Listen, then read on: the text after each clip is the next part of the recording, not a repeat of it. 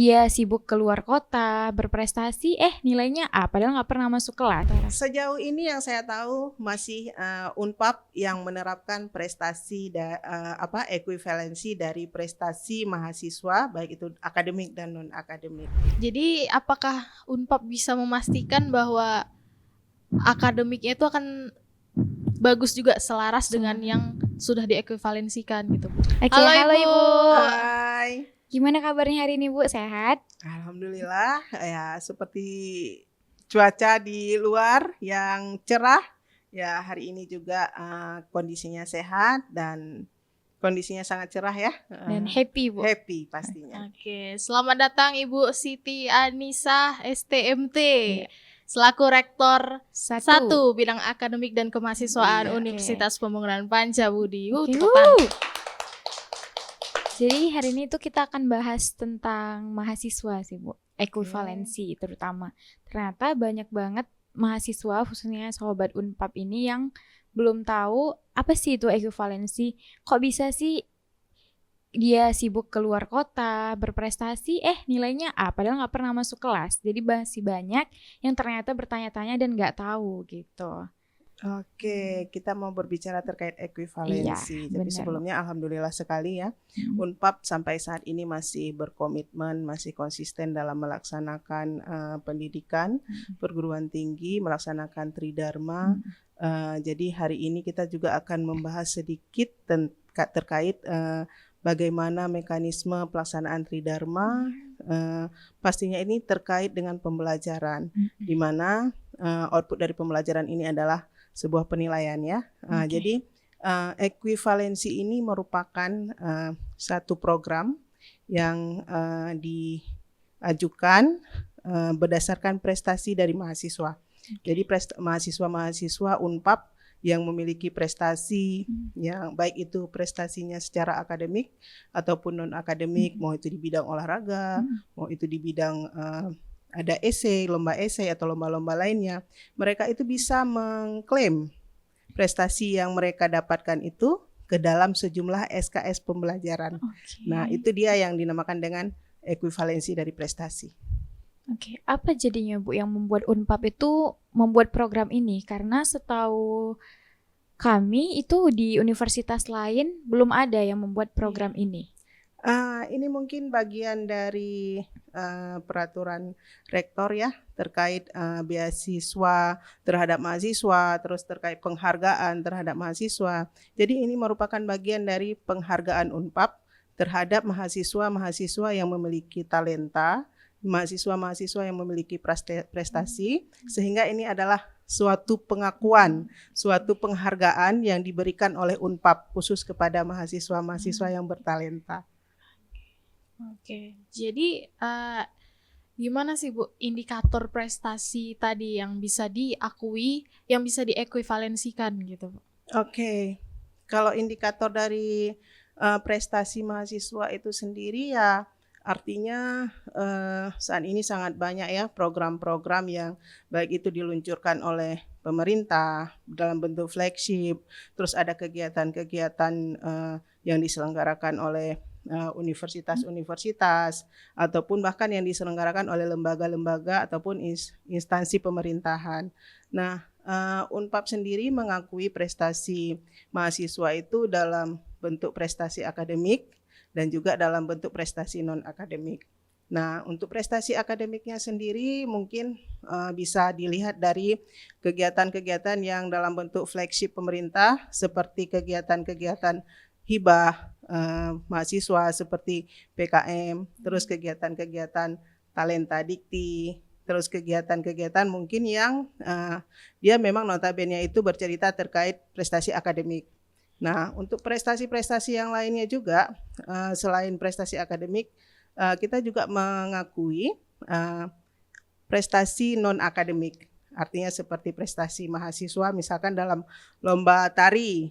Nah, ini ada banyak nih mahasiswa-mahasiswa kita bahkan mereka menjadi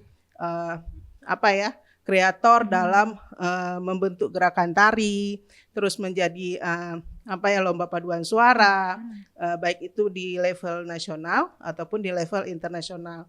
Nah, kami mengakui, kita Unpap mengakui untuk prestasi-prestasi mahasiswa tersebut gitu. Oke.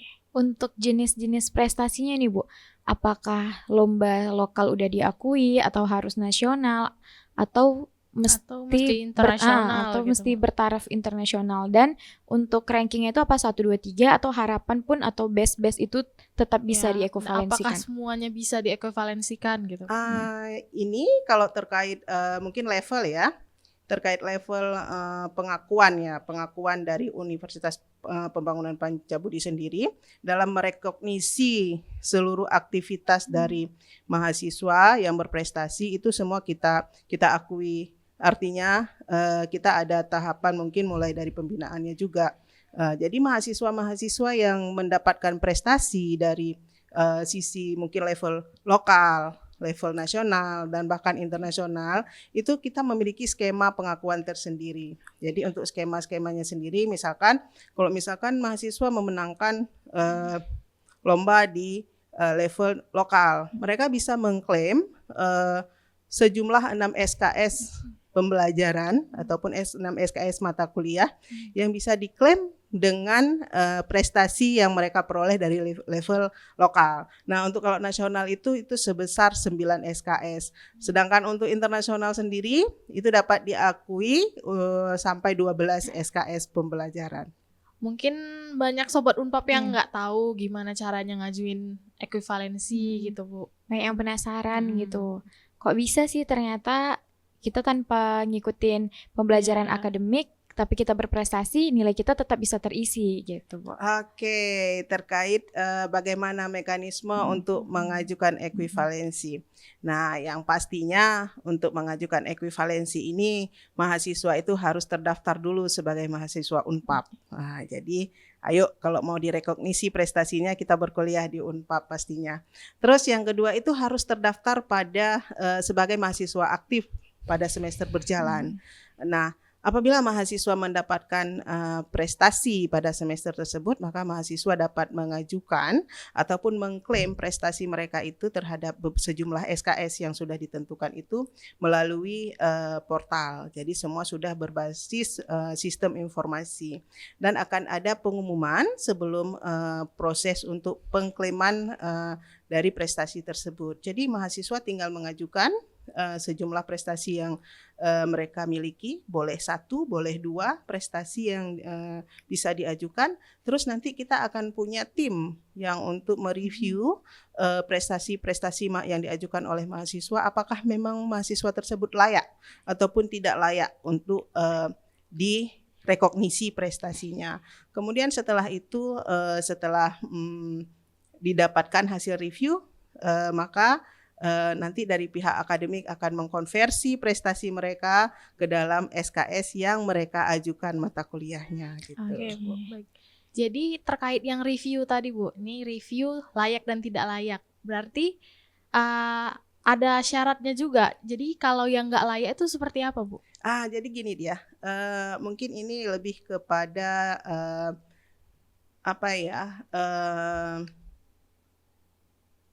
kompeten ataupun tidaknya, bukan kompetensi, kalau misalkan bisa di legalitas dari sebuah pertandingan ataupun kegiatan yang sudah diadakan oleh satu lembaga ataupun satu instansi. Jadi nanti mahasiswa akan melampirkan sertifikat untuk undangan, terus bagaimana pelaksanaan kegiatannya, terus link kegiatannya. Artinya tim reviewer itu hanya memastikan bahwasanya ini adalah kegiatan-kegiatan yang legal yang dilakukan oleh instansi. Jadi seperti itu. Berarti kegiatan yang resmi. Iya, gitu, benar. Untuk pengumumannya sendiri itu apakah disebarluaskan, Bu, dalam bentuk surat edaran atau pengumuman yang besar gitu atau tidak, Bu? Supaya Sobat Unpap itu tahu, atau hanya kita kalau misalnya di portal kan mungkin nggak semuanya baca gitu ya, Bu. Apakah ada surat edaran resmi tersendiri? Nah, untuk itu kita membuatkan surat edaran dalam bentuk pengumuman sih, lebih kepada pengumuman, bukan dalam bentuk surat edaran, tetapi dalam bentuk edaran pengumuman mungkin. Nah, jadi di dalam edaran pengumuman itu kita sampaikan batas pengumpulan rekognisi dari prestasinya, terus juga syarat-syarat yang harus dilengkapi oleh mahasiswa sehingga mahasiswa bisa mengupload dokumen mereka itu melalui portal.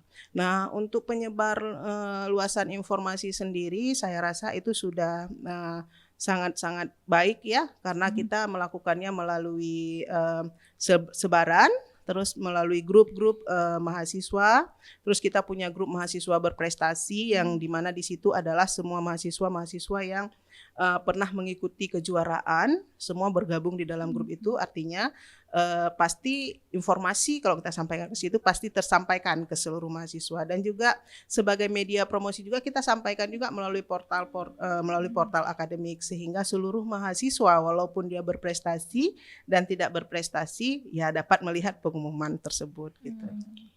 Berarti dia kalau mahasiswa ini berprestasi Bu, tapi dia belum pernah ngelapor nih soal prestasinya, tapi tiba-tiba ngajuin ekuivalensi, itu bisa Bu?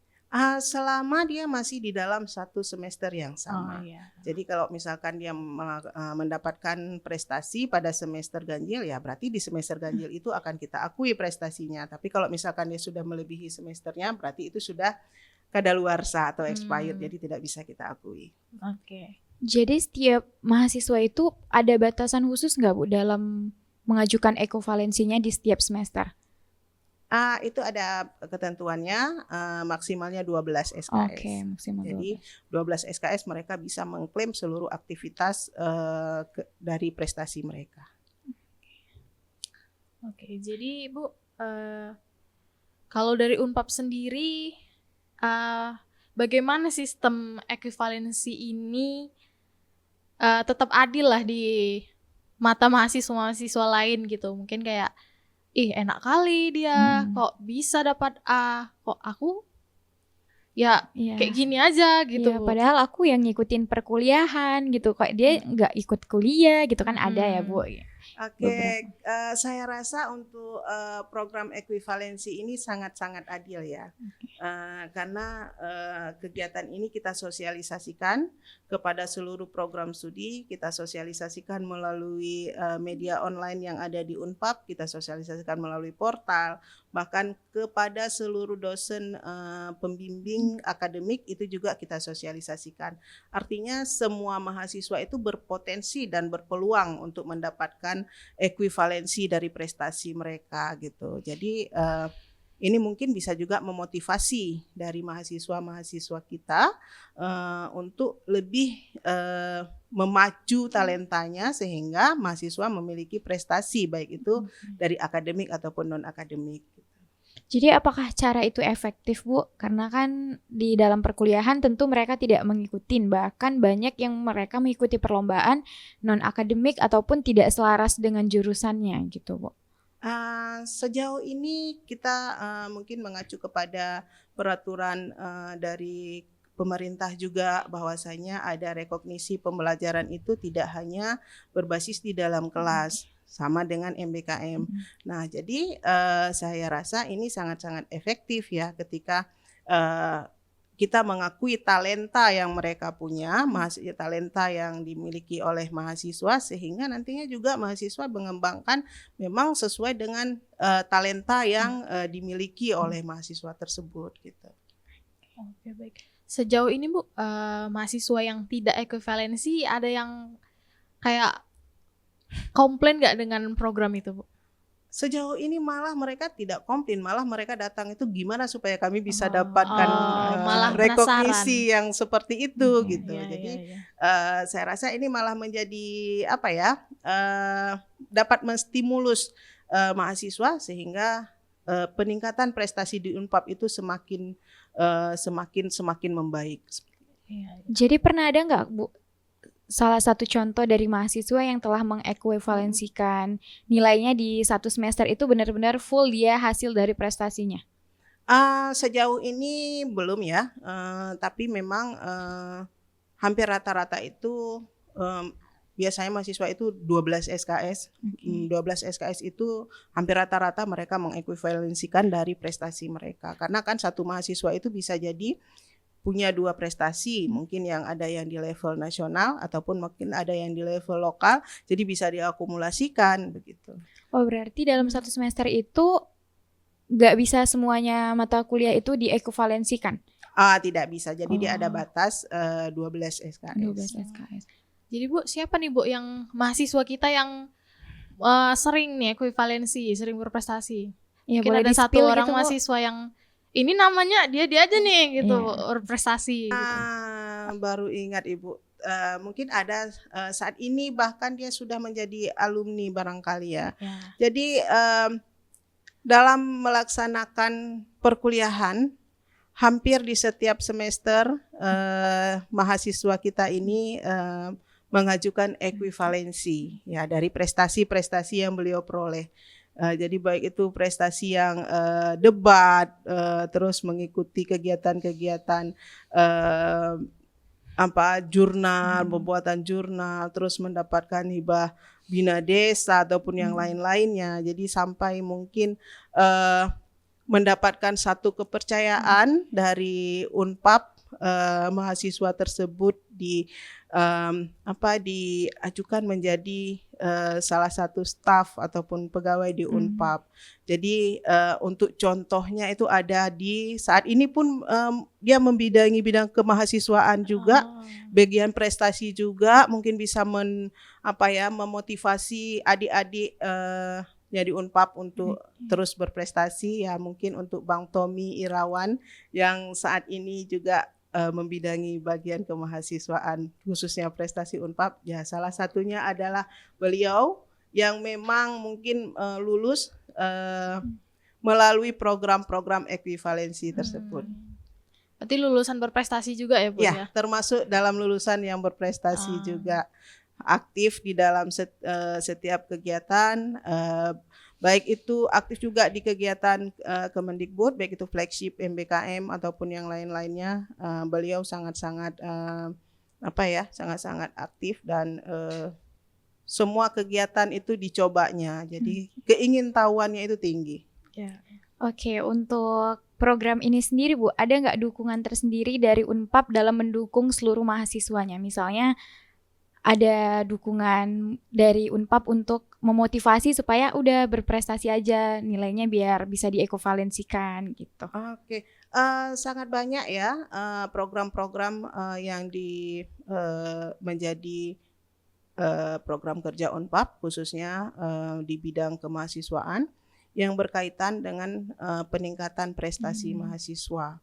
Jadi kita ada pengembangan UMKM, ada pembinaan, juga ada kegiatan-kegiatan perlombaan yang di tingkat lokal ataupun di internal Unpap sendiri sebagai ajang pembinaan terhadap talenta mahasiswa di Unpap, sehingga nantinya talenta itu bisa dikembangkan ke dalam level yang mungkin angan-angannya ke dalam level internasional, tetapi akan bertahap ya untuk proses menuju ke internasional. Jadi kita tetap ada pembinaan yang dari internal Unpap sendiri, terus pengiriman atlet ke level yang lebih tinggi lagi, terus juga mengikut sertakan mahasiswa-mahasiswa ke dalam kegiatan-kegiatan perlombaan yang diselenggarakan oleh lembaga-lembaga. Selain itu, selain ekuivalensi, Unpap juga memberikan pengajuan beasiswa berprestasi terhadap mahasiswa-mahasiswa yang berprestasi di Unpap.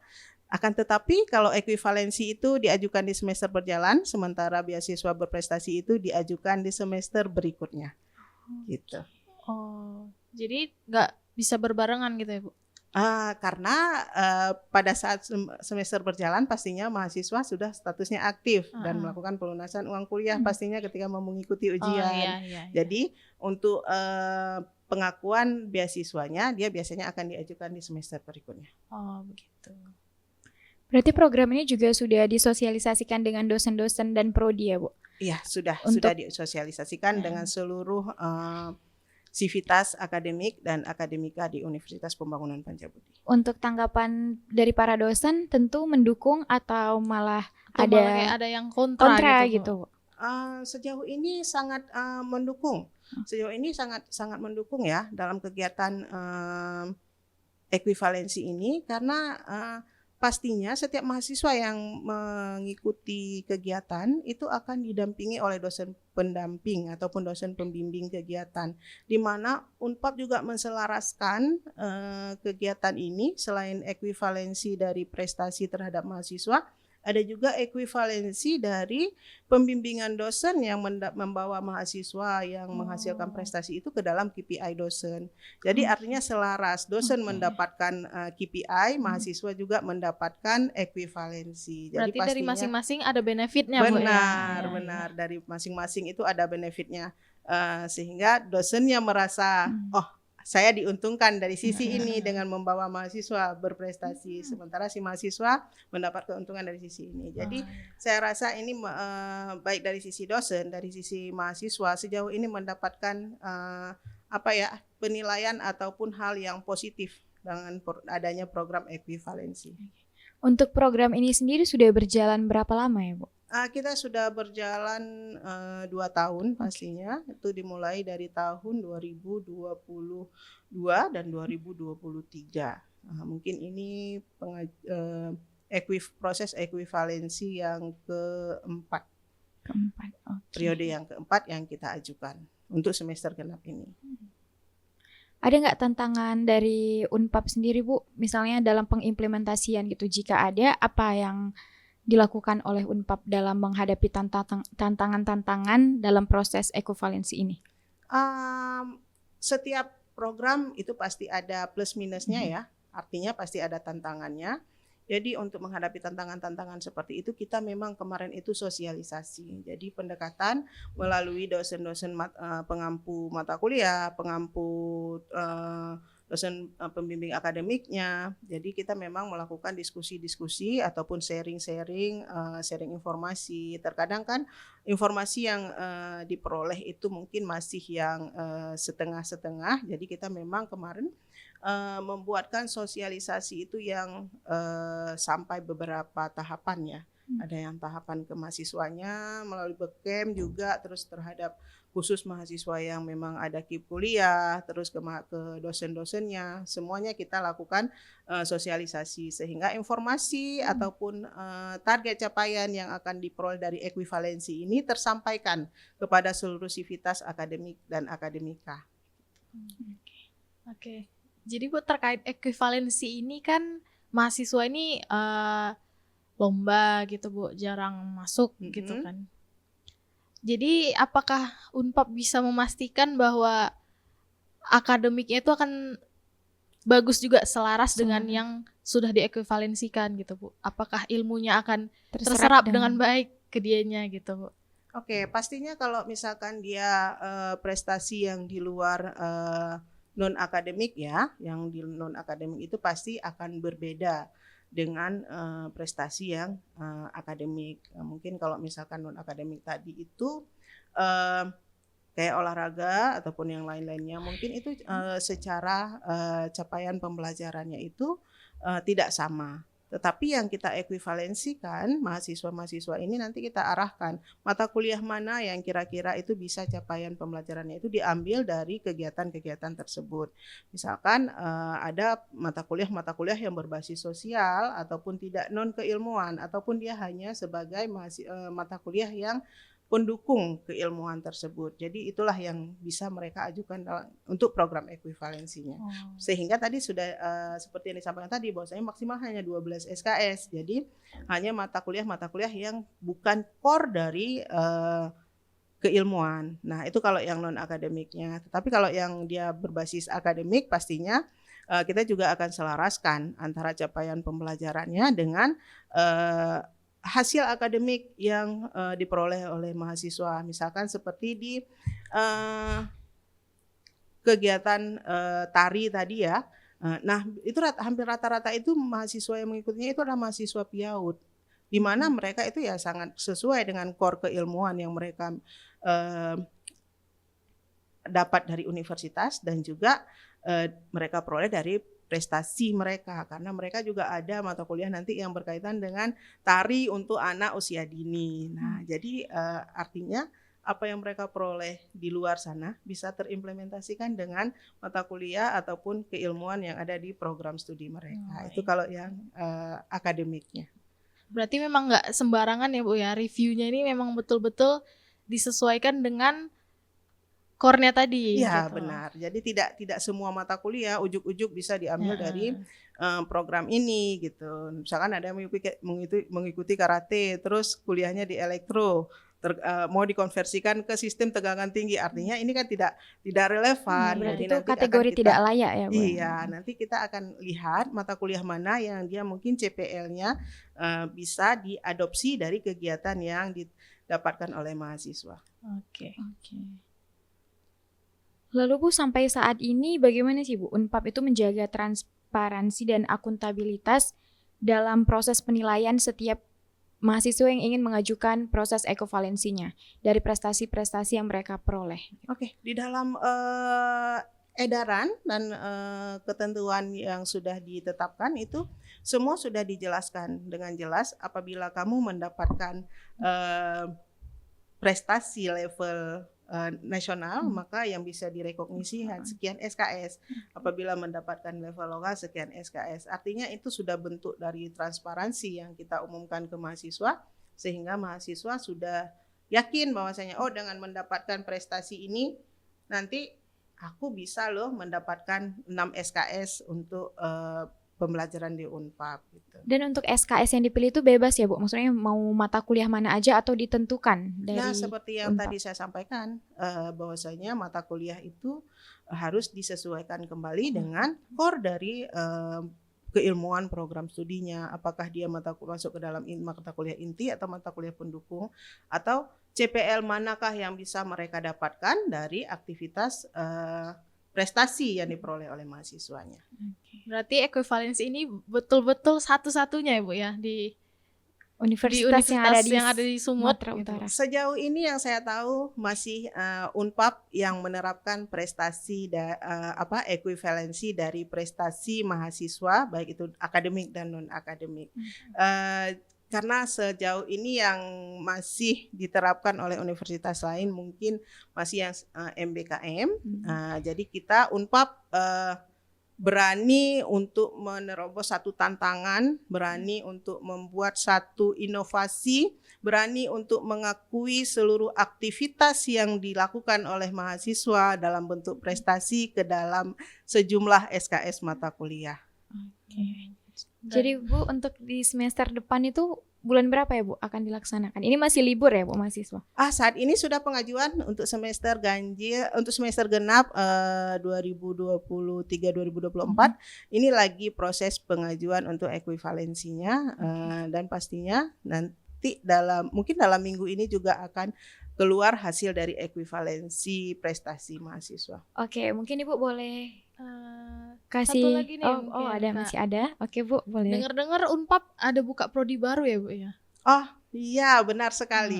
Jadi sampai hari ini alhamdulillah bersyukur juga Unpap itu masih tetap eksis ya dalam menjalankan Tridharma, mengembangkan institusi universitas. Salah satunya itu dalam wujud mengembangkan pembukaan program studi baru. Jadi ada beberapa program studi yang